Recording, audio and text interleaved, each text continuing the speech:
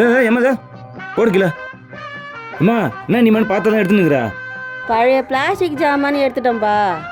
பழைய பிளாஸ்டிக் ஏனம்மா? ஏம்மா உனக்கு தெரியல கூட்டு ஜாமெல்லாம் காய வச்சிருக்காங்கண்ணே. போடுமா கீழே. தெரியாம எடுத்துட்டா, மன்னிச்சுக்கப்பா. போமா.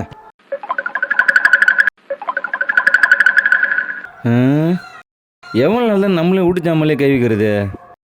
இந்த பொம்பளை கொஞ்சம் மிரட்டி விட்டுனா இருக்கிற ஜாமான்லாம் பிடிங்கிடலாம். மோ இங்கே வா, சாக்காட்டு. ஏப்பா சாக்க காட்டுனா? என் வீட்டு ஜாமான் எதோ எடுத்து வச்சிருந்தேனா அதான் பார்க்கணும்.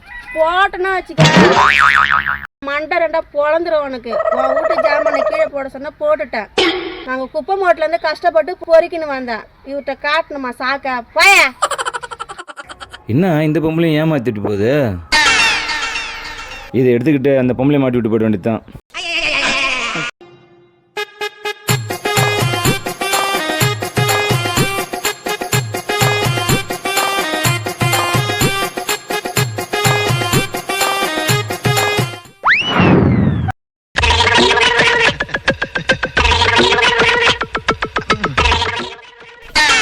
காய வச்ச ஜாமான் எங்க போச்சு? இவங்க ஏதோ எடுத்துன்னு போயிருப்பாங்களா? கேட்கலாமா வேணாமா? சரி கேட்டு பார்ப்போம்.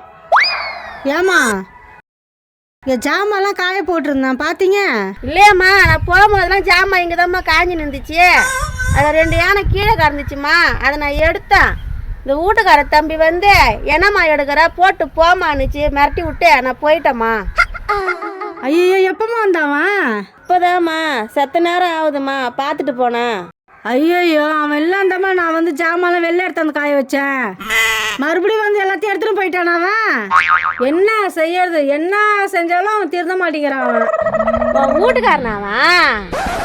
ஓகே மாதிரி பேசினா சாக்க கொட்டி காட்ட சொன்னா, வீட்டில் இருக்கிற பொருளையே வித்து தின்றான். அவனை போய் வீட்டில் சேர்த்து வச்சுன்னுக்குற, ரஸ்தா கொடுத்து சாவடிமா. இன்னும் என் வீட்டுக்காரனா இருந்தா எப்பயே நான் வேலையை முடிச்சிட்டு இருப்பேன். இன்னும் இவனெல்லாம் வீட்டில் வச்சுன்னுக்குற பாரு.